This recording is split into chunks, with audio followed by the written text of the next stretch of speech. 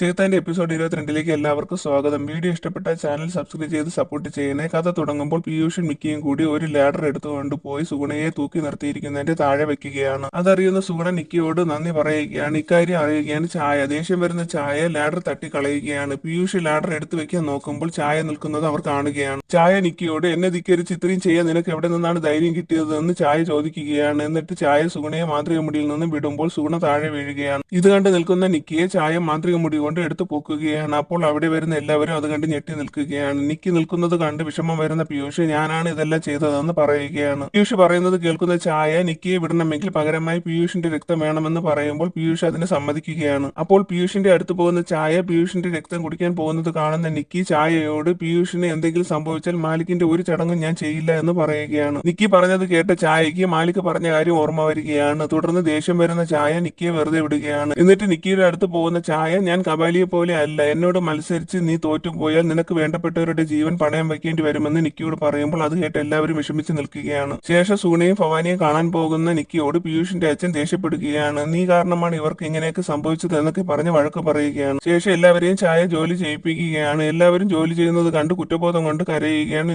നിക്കി കാരണമാണ് ചായക്ക് വരേണ്ടി വന്നത്, ചായ വന്നത് കൊണ്ടാണ് അവർക്കൊക്കെ ഈ അവസ്ഥ വന്നതെന്നും പറഞ്ഞ് കരയുകയാണ് നിക്കി. ശേഷം ചായക്ക് മേക്കപ്പ് ചെയ്യുകയാണ് സൗദാമിനി. അപ്പോൾ അവിടെ വരുന്ന നിക്കി ചായക്ക് ജ്യൂസ് കൊടുക്കുകയാണ്. ജ്യൂസ് കുടിക്കുന്ന ചായ ജ്യൂസ് കൊള്ളാമെന്ന് പറയുകയാണ്. അപ്പോൾ നിക്കി ചായയുടെ കൈ കാണുകയാണ്. കയ്യിൽ വാക്സ് ചെയ്താൽ എന്റെ കൈ പോലെ ഇരിക്കുമെന്ന് പറയുന്നത് കേൾക്കുന്ന ചായ വാക്സ് ചെയ്യാൻ പറയുകയാണ്. തുടർന്ന് നിക്കി നേരത്തെ ഫെവിക്കോൾ മിക്സ് ചെയ്ത് വെച്ച വാക്സ് എടുത്ത് ചായക്ക് വാക്സ് ചെയ്ത് കൊടുക്കുകയാണ്. എന്നിട്ട് കുറച്ച് കഴിയുമ്പോൾ സൗദാമിനി വാക്സ് ഇളക്കി തരുമെന്ന് പറഞ്ഞിട്ട് നിക്കി അവിടെ നിന്ന് പോവുകയാണ്. പുറത്തേക്ക് പോകുന്ന നിക്കി പ്ലാൻ വർക്ക് ചെയ്യാത്തത് എന്താണെന്ന് പറഞ്ഞ് നടക്കുമ്പോൾ ചായയുടെ അലറിയുള്ള നിലവിളി കേൾക്കുന്ന നിക്കി ചിരിക്കുകയാണ്. ഈ സമയം ദേഷ്യം വരുന്ന ചായ കൈ വേദനിച്ചു എന്ന് പറഞ്ഞ് സൗദാമിനിയെ ഉപദ്രവിക്കുകയാണ്. അപ്പോൾ സൗദാമിനി ടേബിളിന്റെ അടിയിൽ ഫെവിക്കോൾ കിടക്കുന്നത് കാണുകയാണ്. സൗദാമിനി ചായക്ക് അത് കാണിച്ചു കൊടുത്തിട്ട് ഇത് ഒട്ടിക്കാനുള്ളതാണ്, വാക്സിൻ ഞാനല്ല ഇട്ട് തന്നത്, നിക്കി ഇതെല്ലാം മനഃപൂർവ്വം ചെയ്തതെന്ന് പറയുന്നത് കേട്ട് ദേഷ്യം വരുന്ന ചായ നിക്കി എന്ന് അലറി വിളിക്കുകയാണ്. ചായയുടെ അലറി വിളി കേൾക്കുന്ന നിക്കി പ്ലാൻ വർക്കായി, ചായയുടെ രക്തം കണ്ടതുകൊണ്ട് ആ ദേഷ്യത്തിൽ എന്റെ രക്തം കുടിക്കാൻ ചായ വരും, എന്റെ രക്തം കുടിക്കുമ്പോൾ അത് ചായയുടെ അവസാനമായിരിക്കും എന്ന് പറയുകയാണ് നിക്കി. തുടർന്ന് എല്ലാവരും നിക്കി എന്ന് ചായ അലറി വിളിക്കുന്നത് കേട്ട് അവിടെ വരികയാണ്. അപ്പോൾ അവിടെ വരുന്ന പീയൂഷ് നീ എന്താണ് ചെയ്തത് എന്ന് പറഞ്ഞ് നിക്കിയോട് ദേഷ്യപ്പെടുകയാണ്. ദേഷ്യത്തോടെ നിൽക്കുന്ന പീയൂഷിനോട് നിക്കി ഞാനൊന്നും ചെയ്തിട്ടില്ല എന്ന് പറയുന്നത് കേൾക്കുന്ന പീയൂഷിന്റെ അച്ഛൻ നീ ഒന്നും ചെയ്തിട്ടില്ലെങ്കിൽ പിന്നെ എന്തിനാണ് ചായ നിന്റെ പേര് വിളിക്കുന്നത്, ഇന്ന് എല്ലാവരുടെയും അവസാനമായിരിക്കും എന്ന് പറയുകയാണ്. അപ്പോൾ അവിടേക്ക് ചായ വരുന്നു. നിക്കിയെ കാണുന്ന ചായ മാന്ത്രിക മുടി കൊണ്ട് നിക്കിയെ കെട്ടിയിടുകയാണ്. എന്നിട്ട് നിക്കിയോട് എന്റെ കയ്യിലെ മുടി എടുത്ത് തരാമെന്ന് പറഞ്ഞിട്ട് നീ എന്റെ കയ്യിലെ തൊലി മുഴുവൻ എടുത്ത് കളഞ്ഞു, എന്തിനാണ് ഇങ്ങനെ ചെയ്തത് എന്ന് ദേഷ്യത്തോട് ചോദിക്കുകയാണ് ചായ. നിക്കി ഒന്നും പറയാതെ നിൽക്കുന്നത് കാണുന്ന ചായ നിക്കിയെ ഉപദ്രവിക്കുകയാണ്. അപ്പോൾ നിക്കി ഞാൻ വാക്സ് മാത്രമാണ് ചെയ്തതെന്ന് പറയുമ്പോൾ നീ അതിൽ പശയും ചേർത്തു എന്ന് ചായ പറയുകയാണ്. അത് കേൾക്കുന്ന നിക്കി സാധാ വാക്സ് നോർമൽ മനുഷ്യർക്ക് മാത്രമേ ഉപയോഗിക്കാൻ കഴിയുകയുള്ളൂ, നിങ്ങളെ പോലുള്ള രക്ഷസുകളുടെ മുടിക്ക് നിങ്ങളെ പോലെ തന്നെ ശക്തി കൂടുതലാണ്, അങ്ങനെയുള്ള മുടി എടുക്കാൻ നോർമൽ വാക്സിന് കഴിയില്ല, അതുകൊണ്ടാണ് പശ ചേർത്തതെന്ന് പറയുകയാണ് നിക്കി. അത് കേൾക്കുന്ന ചായ നിക്കിയോട് നീ എന്ത് പറഞ്ഞാലും ഞാൻ അത് വിശ്വസിക്കില്ല, നിങ്ങൾ മനുഷ്യർ പറയുന്നതൊന്നുമല്ല ചെയ്യുന്നതൊന്നും ശരിയാവുകയുമില്ല,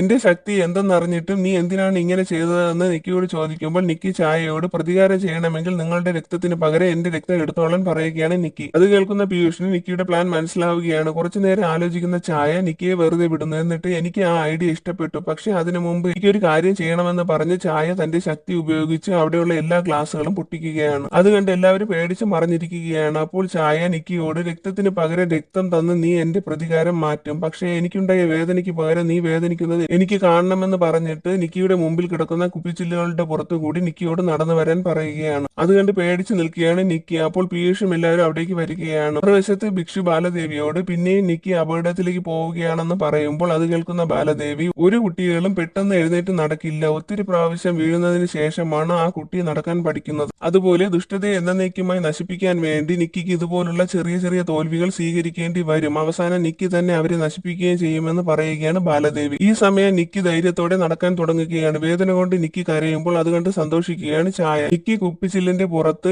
നടന്നു ഇഴഞ്ഞു അവസാനം നിക്കി ചായയുടെ അടുത്ത് പോവുകയാണ്. ശേഷം നിക്കിയുടെ അടുത്ത് പോകുന്ന ചായ നിക്കിയുടെ രക്തം ആസ്വദിച്ചു കുടിക്കുകയാണ്. അത് കാണുന്ന നിക്കി രക്തം കുടിച്ചാൽ ഉടൻ ചായ മരിക്കുമെന്ന് പറഞ്ഞ് സന്തോഷത്തോടെ ഇരിക്കുകയാണ്. തുടർന്ന് രക്തം കുടിച്ച ചായ അട്ടഹസിച്ച് ചിരിക്കുകയാണ്. എന്നിട്ട് നിക്കിയോട് എന്നെ കബാലിയെ കൊന്നതുപോലെ കൊല്ലാമെന്ന് വിചാരിച്ചോ, ഞാൻ പറഞ്ഞിട്ടുള്ളതല്ലേ ഞാൻ കബാലി അല്ല എന്ന്, അവൾ മാലിക്കിന്റെ അടിമയായിരുന്നു, പക്ഷേ ഞാൻ മാലിക്കിന്റെ സഹോദരിയാണ്, ശക്തിശാലിയാണ്, രക്ഷസാണ്, ഞാൻ എത്ര പേരുടെ രക്തം കുടിച്ചാലും എനിക്കൊന്നും സംഭവിക്കില്ല, മാലിക്കിന്റെ ചടങ്ങ് ചെയ്യാനുള്ളത് കൊണ്ടാണ് ഞാൻ നിന്നെ വെറുതെ വിടുന്നത്. അടുത്ത വരുന്ന അമാവാസിയിൽ ചെകുത്താന്റെ 13ാമത്തെ ചടങ്ങിന്റെ ആദ്യ ആദ്യത്തെ ചടങ്ങായ ഡാക്കിനിയുടെ കല്യാണത്തിന് നിക്കി പോകണം. ഡാക്കിനിയുടെ കല്യാണത്തിന് പോയി ഡാക്കിനിയുടെ ഹൃദയം നിക്കി മോഷ്ടിച്ചു കൊണ്ടുവരണം. എന്നിട്ട് ആ ഹൃദയം മാലിക്കിന് നിക്കി കൊടുക്കണം. ആ ചടങ്ങ് നിക്കി ചെയ്തില്ലെങ്കിൽ പീയൂഷിന്റെ ഹൃദയം ഞാൻ എടുക്കുമെന്ന് പറയുകയാണ് ഛായ. ഇത് കേട്ട് പേടിച്ച് നിക്കി കരയുകയാണ്. ചുറ്റുമുള്ള എല്ലാവരും പേടിച്ച് നിൽക്കുകയാണ്. ഡാക്കിനിയുടെ കല്യാണത്തിന് നിക്കിക്ക് പോകാൻ കഴിയുമോ എന്നറിയാൻ അടുത്ത എപ്പിസോഡ് ഇടുന്നവരെ വെയിറ്റ് ചെയ്യണേ. താങ്ക്